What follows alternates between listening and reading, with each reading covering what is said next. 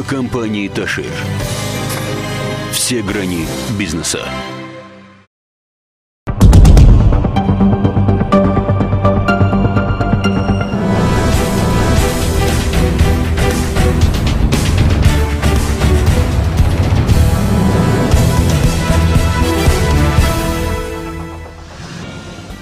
Գտնվել է 3 անձնագիր, 1 սոցիալական քարտ եւ 1 վարորդական իրավունք հաստատող փաստաթուղթ, ովքեր են կորցրել եւ ովքեր են գտել։ Լոռեցիների ուժեղագույն հարսը մայր է դարձել։ Բարինար ակցիայի շրջանակներում մկրտվել է 20 դպրոցական, գրադարաններից մեկին նվիրաբերվել է 55 կտոր գիրք։ Վանաձորցի Տիգրան Կիրակոսյանը Սանկտ Պետերբուրգում նվաճել է աշխարհի բրոնզը եւ Ռոստելեկոմի ներկայացուցիչները առաջարկություններով ու մատուցվող ծառայությունների մասին տեղեկություններով եղել են մանկավարժականում։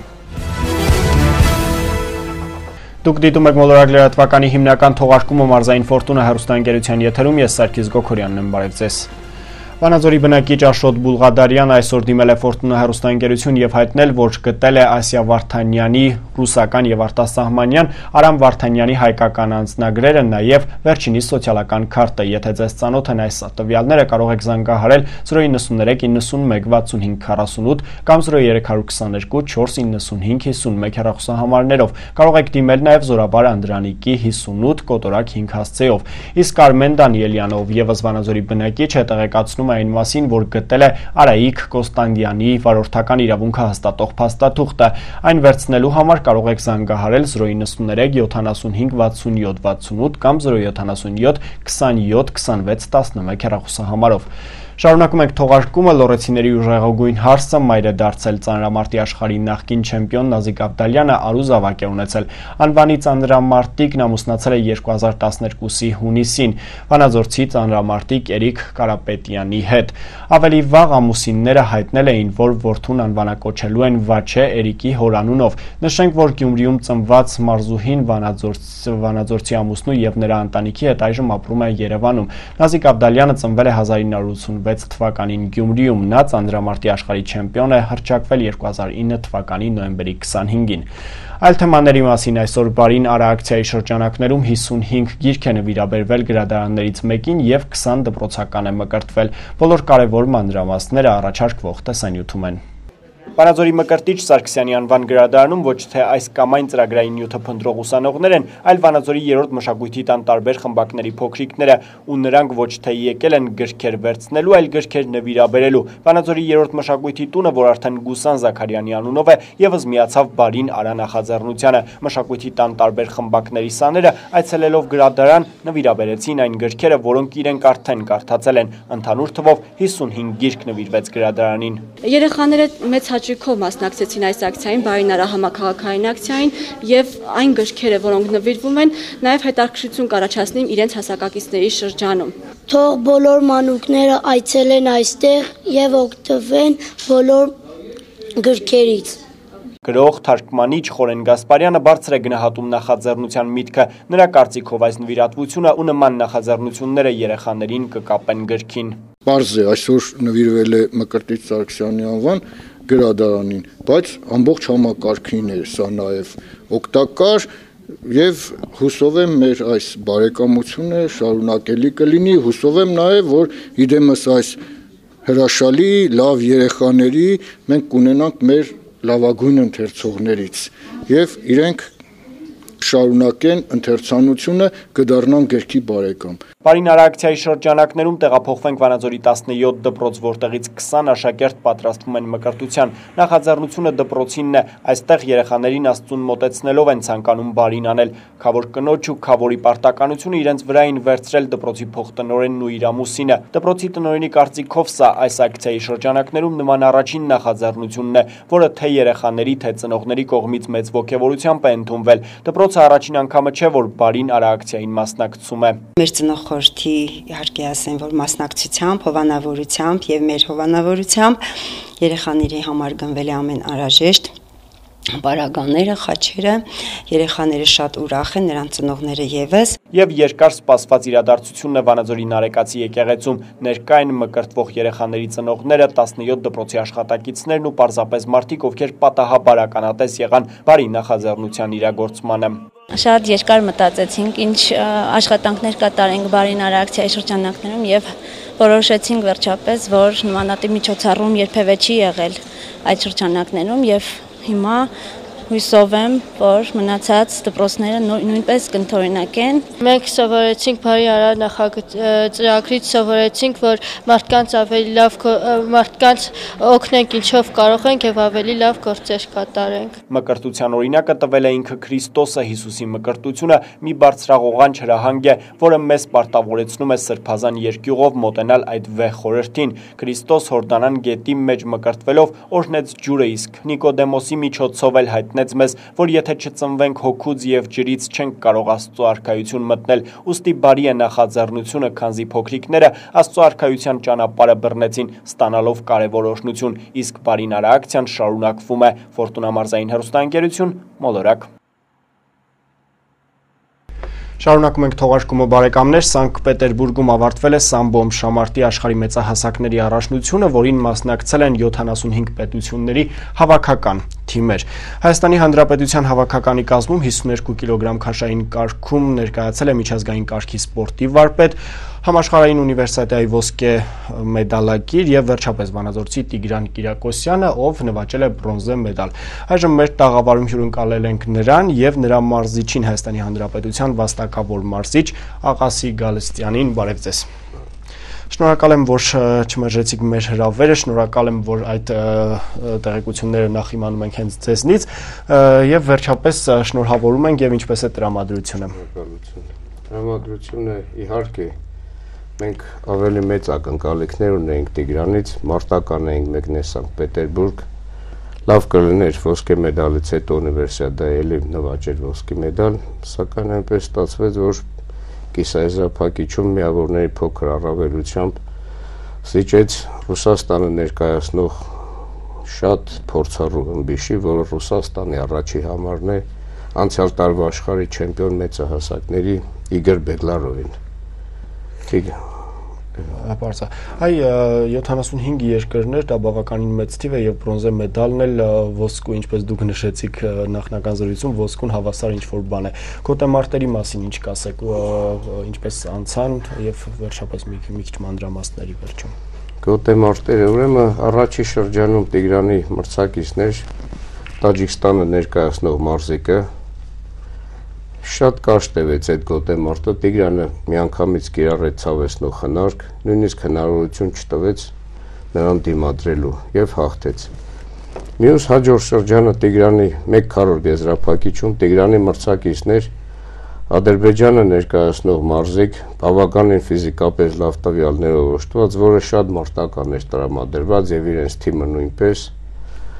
նա էլ չկարողացավ լուրջ մրցակցություն ցույց տալ, իմիջիայլոց նշեմ, որ նա ունիվերսիադայի բրոնզե մեդալակիր էր, նույնպես մեդալներ նվաճած տիտղոսակիր մարզիկ էր։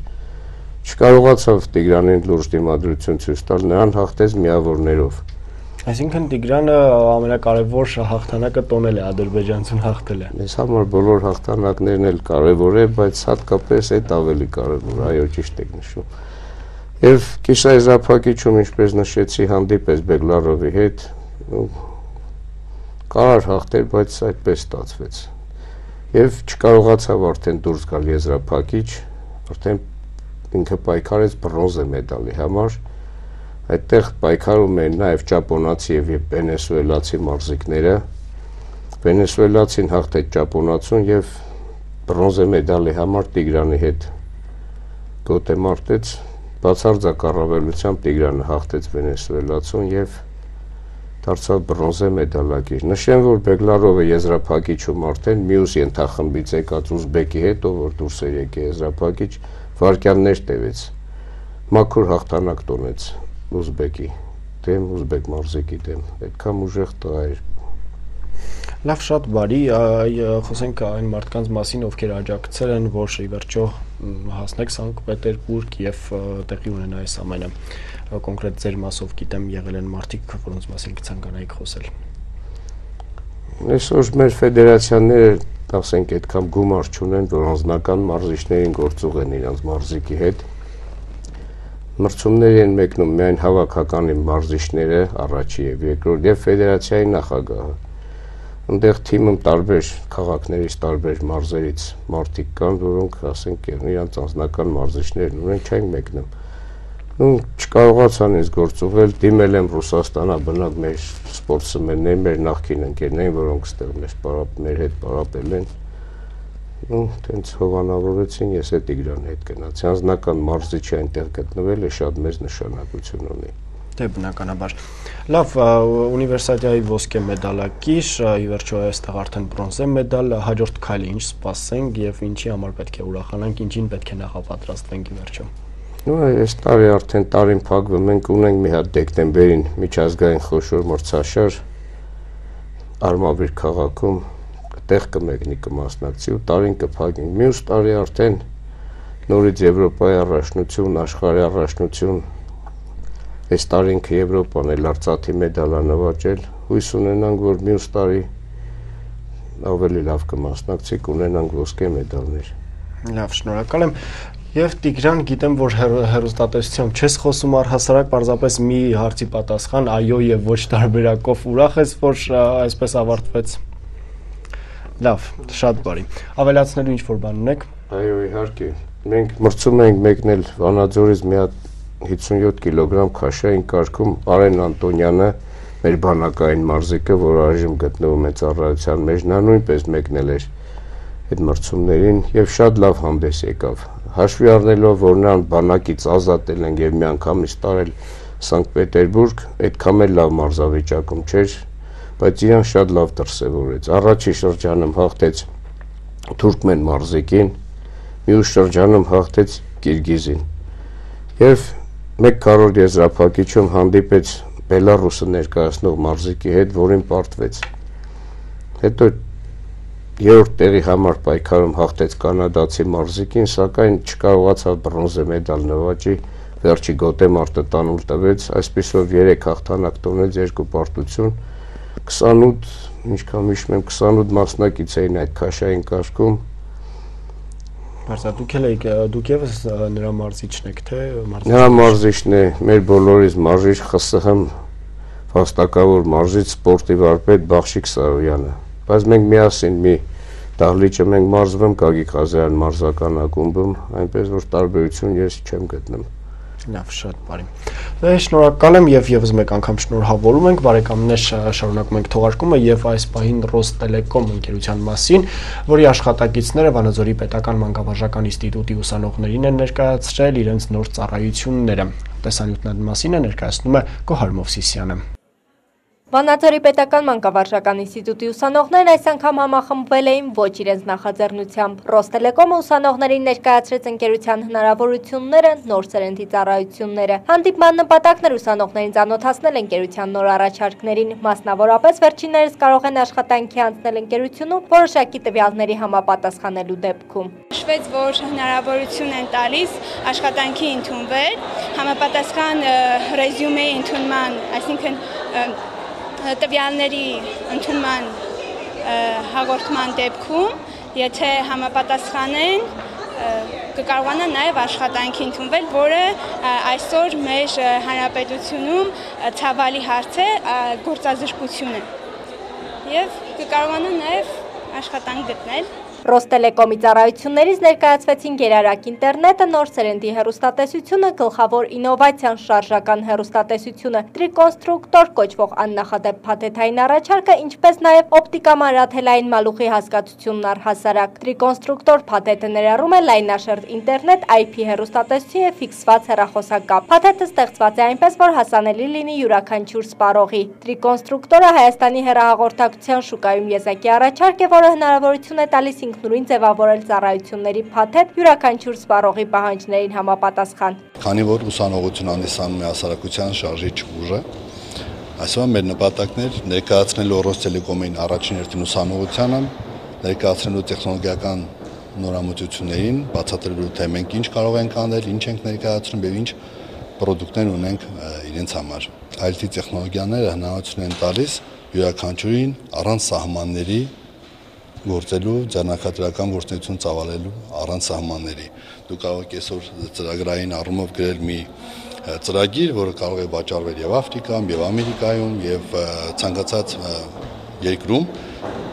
դուք չլինելով այնտեղ։ Վանաձորցի ուսանողներին սպասվում էին նաև անակնկալներ, նրանք այսուհետ գրանցվելով Ռոստելեկոմում կկարողանան 2 ամիս անվճար օգտվել Ռոստելեկոմի գերարագ ինտերնետ ծառայությունից, ընդ որում անվճար Wi-Fi ծառայության միացմամբ։ Նշեմ, որ այսպիսի հանդիպումները շատ կարևոր են ուսանողության շրջանում, քանի որ նորարարական տեխնիկան շատ կարևոր է ներկայաշխարհ քաղաքական իրավիճակում եւ մեր հայ հասարակությունը, հայ երիտասարդությունը կարիք ունի նոր տեխնիկայի, նոր առաջարկվող առաջարկների։ Ռոստելեկոմը մշտապես աջակցում է երիտասարդների շրջանում տեղեկատվական տեխնոլոգիաների վերաբերյալ իրազեկվածության մակարդակի բարձրացմանն ու ոլորտի համար ապագա մասնագետների ձևավորմանը։ Ուստի նման միջոցառումները շարունակական բնույթ են կրելու։ Գոհար Մովսիսյան, Արմեն Շահբազյան, Մոլորակ։ Երկու լուր միջազգային դրահոսից Թայլանդում արդեն մի քանի օր է չեն դադարում հակակառավարական ելույթները, բողոքի զանգվածային ցույցերը սկսվելուց ի վեր առաջին անգամ փողոցային բռնության բացահայտ դրսևորման դեպքեր են գրանցվել։ Թայլանդում կառավարության կողմնակիցների եւ վարչապետի հրաժարականը պահանջող ընդդիմադիրների բախման հետևանքով վիրավորվել է 3 մարդ։ Միջադեպը տեղի է ունեցել Պաթումթանի կենտրոնական նահանգում։ Ըստ ԻՏԱՐ-10-ի շուրջ 100 ընդդիմադիրներ ուղևորվել են դեպի քաղաքապետարան բողոքի ցույց անցկացնելու համար։ Ճանապարհին նրանց կանգնեցրել է կառավարության կողմնակիցների 300 հոգանոց խումբը։ Բախման հետևանքով 3 ընդդիմադիրներ վիրավորվել են։ Իսկ Բրազիլիայում 64-ամյա կինը հրաշքով ողջ է մնացել բարձր արագությամբ ընթացող եւ կառավարումը կորցրած տաքսու հարվածից 9 մետր հեռու շպրտվելուց հետո։ Տեսագրությունում երևում է, որ կինը պատրաստվում է անցնել փողոցը, երբ տաքսու վարորդը հարվածում է մեկ այլ մեքենայի, կորցնում կառավարումը, թեքվում դուրս գալիս երթևեկելի գոտուց եւ հարվածում փողոցը հատող կնոջը։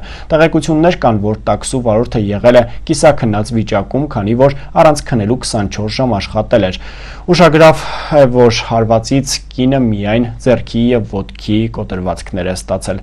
Կարճատև դադարից հետո ծանոթացեք նաև եղանակի տեսության Էռնա Անտոնյանի մեկնաբանությամբ, իսկ ես ձեզ հրաժեշտ եմ տալիս եւ մաղթում ամենայն բարիք ցտեսություն։ Երկած սպասված անակնկալը լյուքս մասնագիտացված խանութներից։ Դիմավորեք նորաբաց կենցաղային տեխնիկայի բաժին։ Գնեք բարձրակարգ տեխնիկա լավագույն արտադրողներից։ Գործում է ապարիկ վաճառք տեղում, երաշխիքային եւ հետերաշխիքային սպասարկում։ Լյուքս մասնագիտացված խանութը պահպանելով բոլոր նախկին ակցիաները եւ զեղչերը, առաջարկում է ավելի։ Գնելով համակարգիչ, հեռուստացույց, սառնարան կամ լվացքի մեքենա, ստացեք արժեքավոր նվերներ ձեր ընտրությամբ։ Կատարեք շահավետ գնումներ, քանզի գները մեզ մոտ սակարկվում են։ Այցելեք քաղաք Վանաձոր Տիգրան Մեծի 28 հասցեին գործող առևտրի կենտրոն առաջին հարկ։ Լյուքս մասնագիտացված խանութ, սպասեք նոր անակնկալների։